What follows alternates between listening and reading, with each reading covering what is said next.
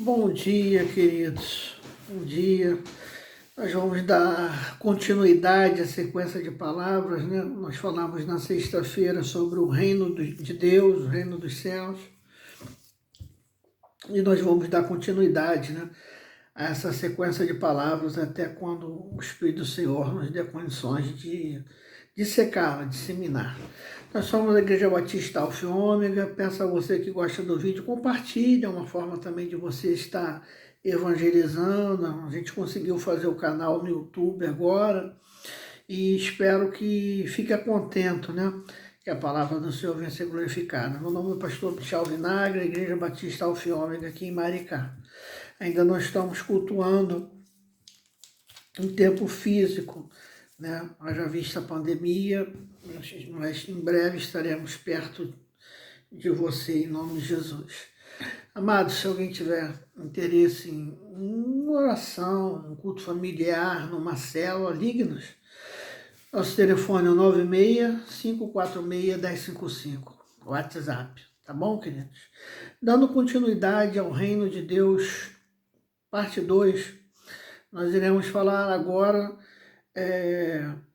sobre esse reino, né? As condições de entrada nesse reino. Qualquer lugar, né? Você tem que ter um juízo de admissibilidade, né? Como nós falamos no direito. Você, para entrar de qualquer clube, qualquer coisa, você tem que ter requisitos, né? O primeiro requisito quem deu foi nosso Pai Celestial, quando ele morreu numa cruz por nós. Mas é necessário que o homem reconheça esse sacrifício, aceitando a Cristo como seu Salvador. Aceitar a Cristo, né? Aceitar a Jesus. Que é até uma palavra que causa estranheza, né? Como que pode um homem pecador querer ter esse juízo de admissibilidade, né? Mas na verdade é uma maneira na qual nós falamos e não há necessidade de criar frases de efeito, né? É como nós compreendemos. Deus ele se esforça tanto para comunicar com o homem. Tem uma coisa que nós aprendemos no seminário, que é o antropoformismo, né? Que as mãos de Deus não estão sentidas, os ouvidos de Deus não estão inclinados, seja Deus, ouvido, mão, Deus não tem nada disso, né? Não tem nenhum desses órgãos. No sentido de estar tentando se relacionar. Os olhos do Senhor estão em todo lugar. Então, mas são formas que Deus encontra para poder falar conosco, né? Deus é espírito, né? É um ser muito acima da nossa compreensão. Ninguém consegue definir a onisciência, a onipresença. A gente fala aquelas palavras prontas, né? Estar presente em todo lugar, saber de todas as coisas, mas é de uma grandeza muito grande. Deus, definir Deus, né? Tem um livro de teologia sistemática muito bom, Quem é Deus, né? É óbvio que o autor não conseguiu dissecar, mas Deus nos presenteou com Cristo, né? Aquele que vê Cristo vê Deus. Então, nós temos que estar muito satisfeitos. Então, nós vamos falar hoje sobre as condições de entrada do reino de Deus. Ou seja, primeira, entregar tua vida a Jesus. Se creres no teu coração e confessares que Jesus Cristo é o Senhor, será salvo. Quem crê e for batizado será salvo, em outra passagem da Bíblia. Então nós temos que crer que Jesus Cristo é o Senhor. Mas dentro de uma vida espiritual, de um reino espiritual, há modelos de comportamento. E aí eu sempre estou, aqueles que estão me ouvindo, né? A gente às vezes fica muito preso a maus testemunhos, a uma série de coisas, mas eu tenho essa questão, né? Se estamos insatisfeitos, vamos mudar e vamos ser melhor do que aquelas pessoas, né? Tem uma frase atribuída a Martin Luther King que diz que o pior mal não é aquela pessoa que exerce, é aquela que deixa de fazer alguma coisa para combatê-lo.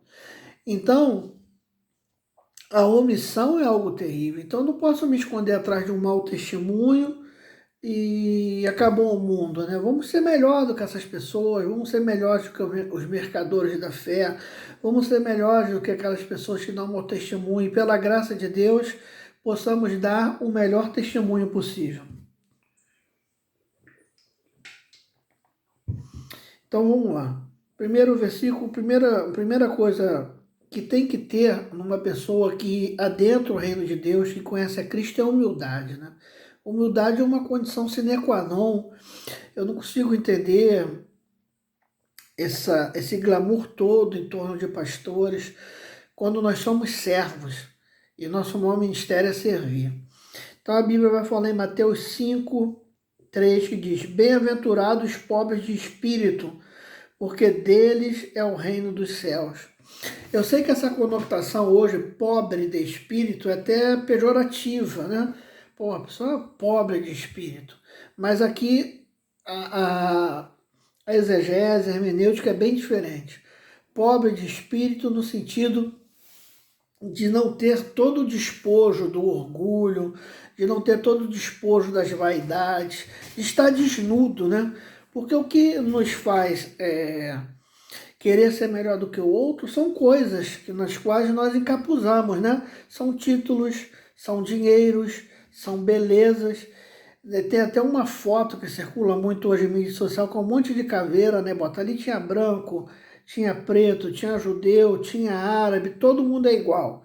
E o homem, ele tenta criar distinção pelo outro, sabe, com menor coisa, é classe social. Aí se você é da mesma classe social, você se destacou por isso, é seu olho. Tem gente que acha melhor que os outros, que tem um olho diferente.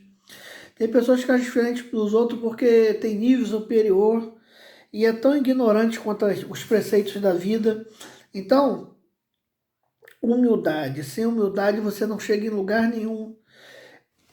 Servo de Deus, ministro do Evangelho, sem humildade é uma pessoa sem as características de Jesus.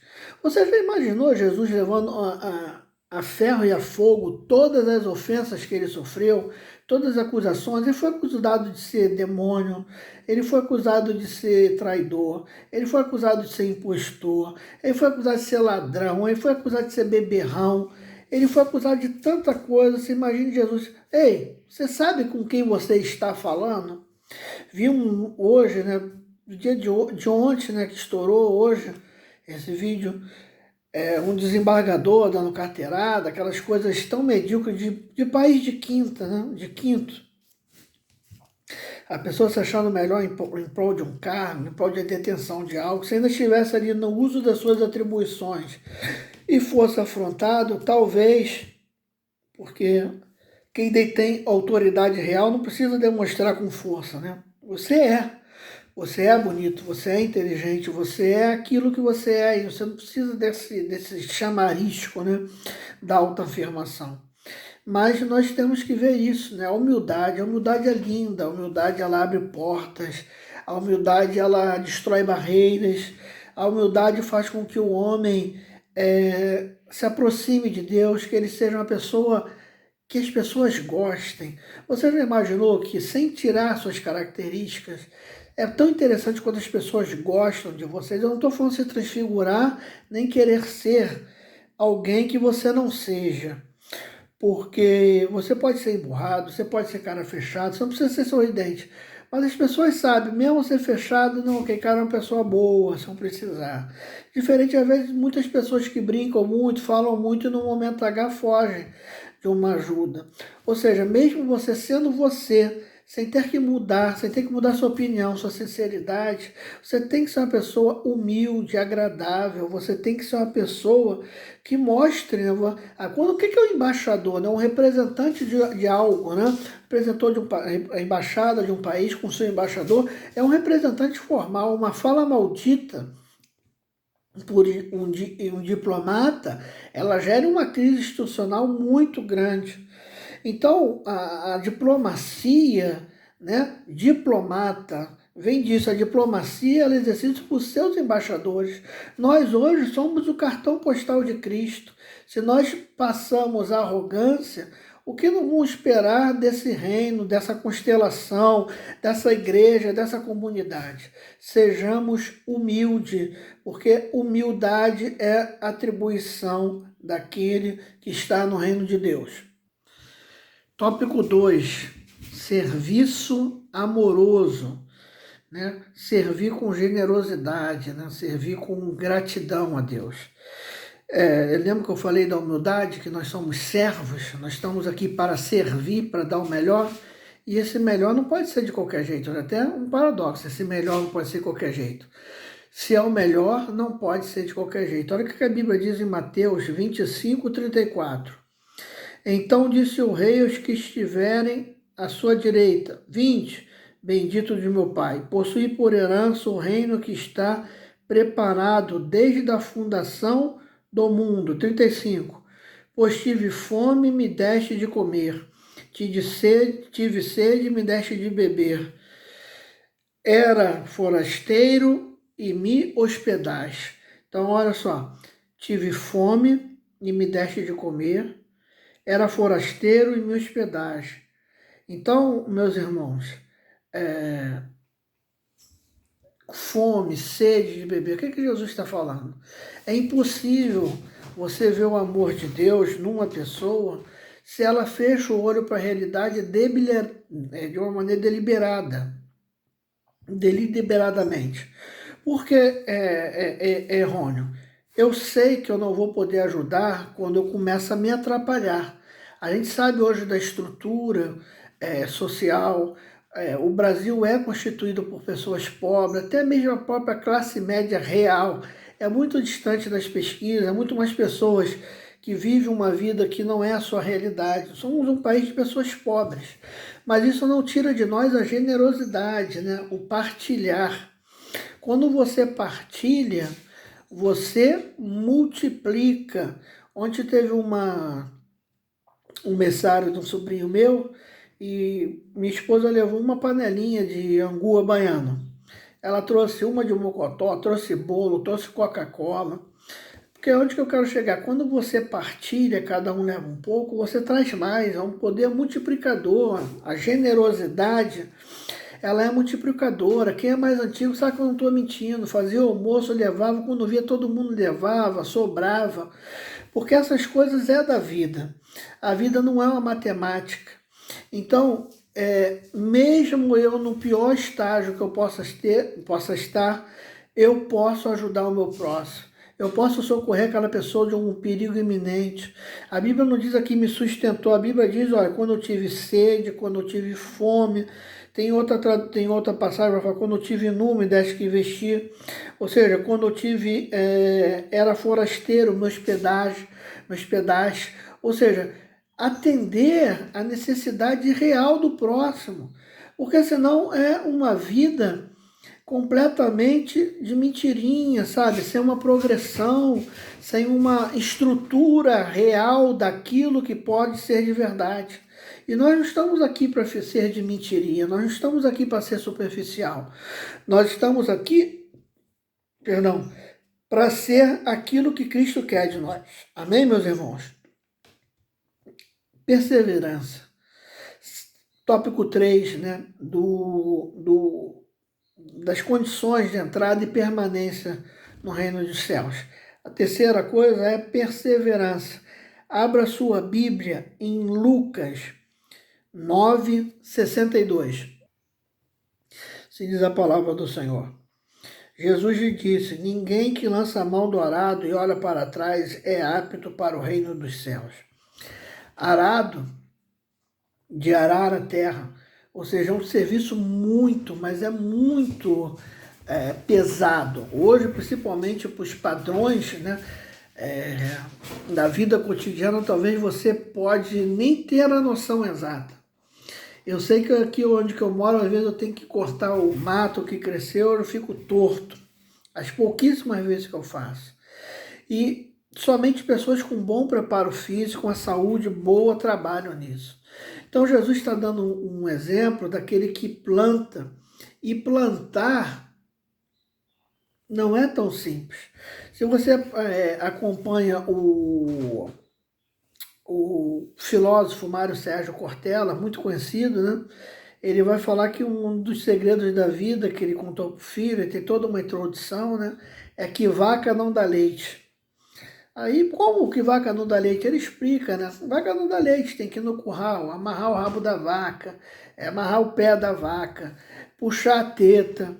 E hoje, você pode pensar que que é absurdo, mas tem pessoas que às vezes tem frutas, dependendo de onde que a fruta dá, não consegue arrancar, tem que pegar alguém para arrancar a fruta. Muitas das frutas só caem quando está podre, né? Coco mesmo, um tipo de fruta, você tem que subir no pé para tirar, né? Não vai cair coco, dificilmente vai cair o coco nas condições ideais. E assim são várias frutas. Então na vida nada é fácil. Tudo pode ter uma aparência, mas não é fácil. Não é fácil sobreviver, não é fácil sustentar uma família, não é fácil uma vida a dois. E a jornada do reino de Deus não é fácil, pelo contrário, o exemplo aqui é extremamente pesado, é extremamente de um troço difícil de manusear. Mas ele vai falar. Ninguém que lança mal é apto a errar o reino de Deus. Ou seja, mas desistir, olhar para trás e falar é muito trabalho. Irmãos, uma caminhada de vida com fé é uma vida muito, muito difícil. A própria vida já é duro. As perseguições, o inimigo, muitas das vezes muitos dos nossos se levanta contra nós para nos magoar, para nos oprimir, ofender pessoas que nós amamos. Mas você tem que ver que Paulo ele define bem isso, né? Eu vou fazer um exemplo como se fosse um cavalo, não que nós sejamos, porque foca isso. Quem é focado sabe disso, né? É olhar para um lugar, ter essa habilidade de olhar para aquele horizonte. Então prossigo para o alvo, né? Esqueço das coisas para trás ficam, caminhando para o prêmio da soberana vocação em Cristo. Ou seja, nós temos que sermos em Jesus focados no reino de Deus. Quando algo te magoar, quando algo te deixar para baixo, quando algo vir a teu encontro, lembre-se, tudo é para Deus, tudo é para Cristo. Você faz a obra, você é diácono, você louva, você vai na igreja, o teu dízimo, que é tão atacado hoje, a tua oferta é para Deus. Sabe, Deus há de cobrar de todos aqueles que estão fazendo de uma maneira errada. Você serve a Deus, tudo que você faz é para Deus. Então nada justifica você se afastar de Deus, sabe? Não se justifica. Não se afaste dos caminhos do Senhor. Não desista, porque a recompensa é muito grande. A recompensa de morar com Cristo na glória, a recompensa de estar com Jesus, a recompensa de ter uma vida com Deus é uma recompensa muito generosa. É generosa demais, meus irmãos. Nós temos que ter vida com Deus, nós temos que ter vida com o Senhor, nós temos que ter vida e crer que as dificuldades vão passar, mas aquele que faz a palavra de Deus, aquele que serve a palavra do Senhor, aquele que é fiel a Deus, ele vai permanecer. Em nome de Jesus, que Deus te dê perseverança, que Deus te sustente nesse momento de fraqueza, que se um dia você estiver fraco, lembre-se disso, de caminhar, de perseverar, porque todo sofrimento, todo choro, um dia valerá a pena, vale a pena servir a Deus, vale a pena abandonar tudo e seguir e trilhar o reino do Senhor. Perseverança. Outro tópico interessante é o novo nascimento. João 3,3 vai falar: Jesus respondeu, em verdade te digo, de que quem não nasce de novo não pode ver o reino de Deus. O novo nascimento, né? Quando você olha, discerne as coisas de maneira carnal, quando elas são espirituais, você não entende. Nicodemos, o mestre da lei, perguntou a Jesus: mas eu, velho, eu posso de novo adentrar o ventre da minha mãe? Então, Jesus não estava falando sobre isso. É nascer de novo, é reprogramar-se para a vida com Cristo. Eu estava fazendo um curso de mídia social, não é nem curso, um workshop, né? Workshop vende muito, o curso eu não entrei. E a gente tem cheio de vícios, né? Eu que tenho páginas, anuncio no Facebook a página do escritório, do Instituto Sigmund Freud. E a gente faz aquela coisinha. E o professor falou uma coisa muito interessante, né? Olha, primeiro você tem que esquecer o que você aprendeu para você aprender aqui. Porque a gente vem com vício, né? Quem dirige para tirar a carteira de motorista, que é a pessoa que já começa a dirigir, é horrível. Nunca vai se adaptar, seta ao entrar, seta ao sair, ao para-brisa. Toda vez que a seta para, aquela baliza da morte que eu brinco com a minha esposa, né? Uma prova desproporcional, que não condiz com a realidade do trânsito. Mas é aquilo. Você é cheio de vício, você joga uma seta, acabou. Se o pisca-alerta desligar, vai ficar desligado, sabe? Porque a vida, ela é desse jeito. Você sai da faculdade de Direito, cheio de coisa, você vê na prática o caminho é esse, não é aquele. Mas no mundo espiritual, você também tem que se reprogramar com a vida com Deus. Ah, não, eu não deixo barato não, eu revido. Você não vai revidar mais. Ah, comigo não, comigo tomou, levou. Você vai dar outra face.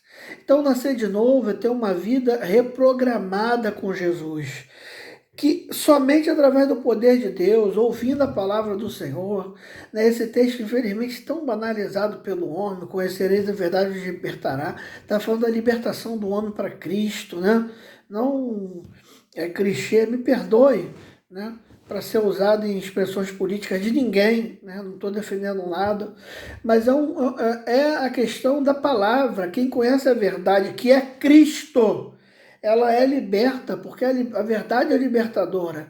Ela é libertadora em todas as fases, mas a verdadeira libertação do homem, muitas das vezes, não é que você estava andando com a pessoa errada, descobriu. Ah, você é casado com a pessoa errada, descobriu que estava com estranho. São coisas que podem fazer a tua vida alavancar, mas a libertação do homem é para a alma, para uma alma com Deus, para uma alma com Cristo, para uma vida de comunhão com o Senhor.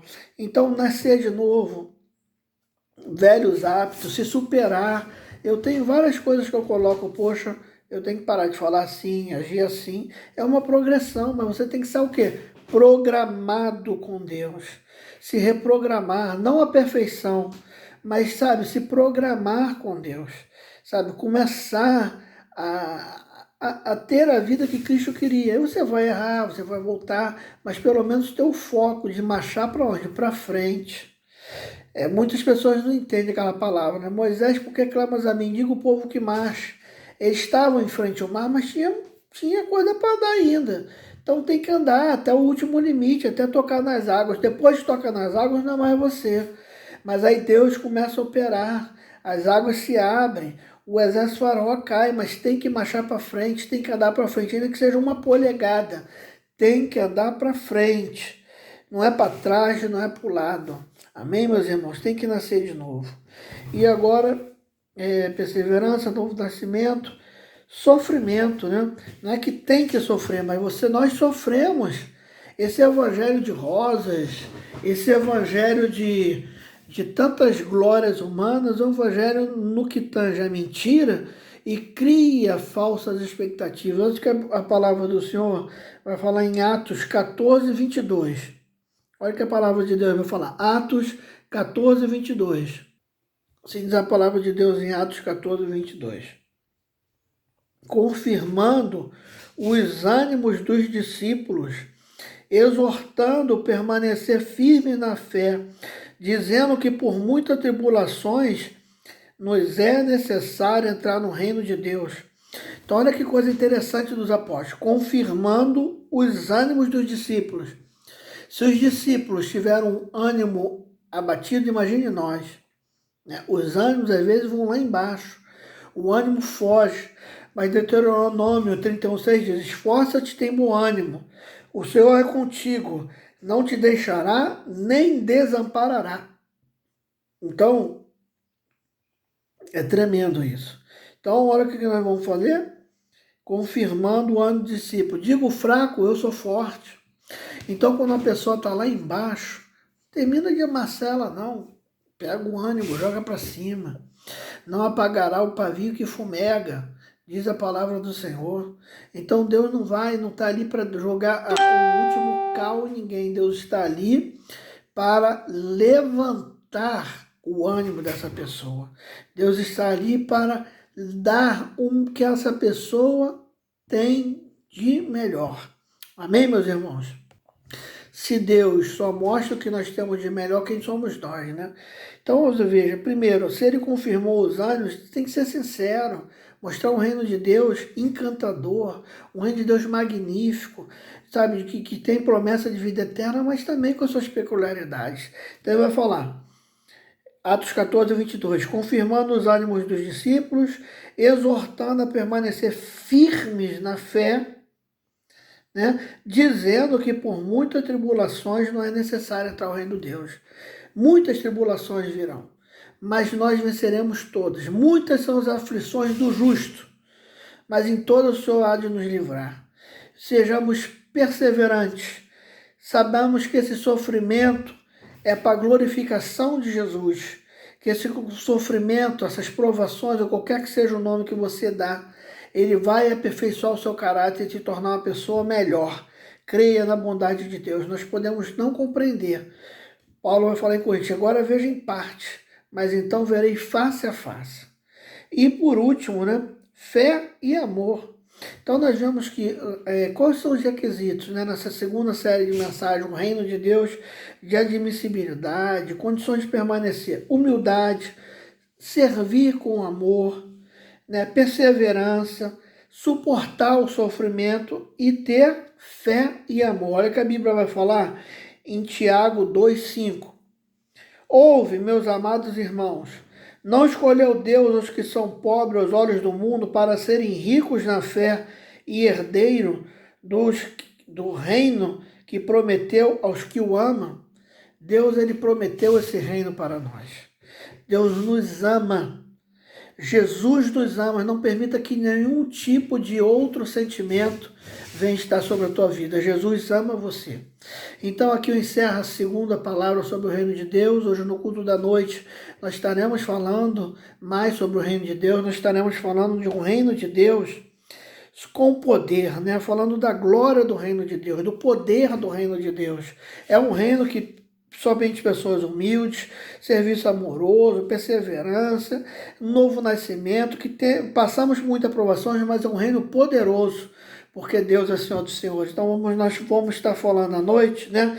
Um reino que vem com poder.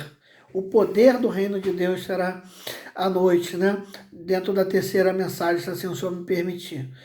Meu irmão, eu quero orar por você. Bendito Deus, eterno Pai, ajuda-nos a ser humildes, ajuda-nos a suportar os sofrimentos, temos fé, amor, servir com gratidão ao Senhor. Ajuda-nos, Senhor, está dentro do teu reino, ter um novo nascimento. Que essa palavra fala com cada vida que assim te aprover. E com o amor de Deus, o Pai, a graça maravilhosa de Jesus, o Filho, e a doce comunhão do Espírito Santo de Deus esteja sobre a tua vida, não somente hoje, mas para todos sempre. Amém. Deus te abençoe. Até uma manhã de paz. Até a noite. Em nome de Jesus. Meus irmãos, 965461055. Não sofra sozinho. Nós estaremos orando por você e aqueles que precisarem. Deus te abençoe. Um forte abraço.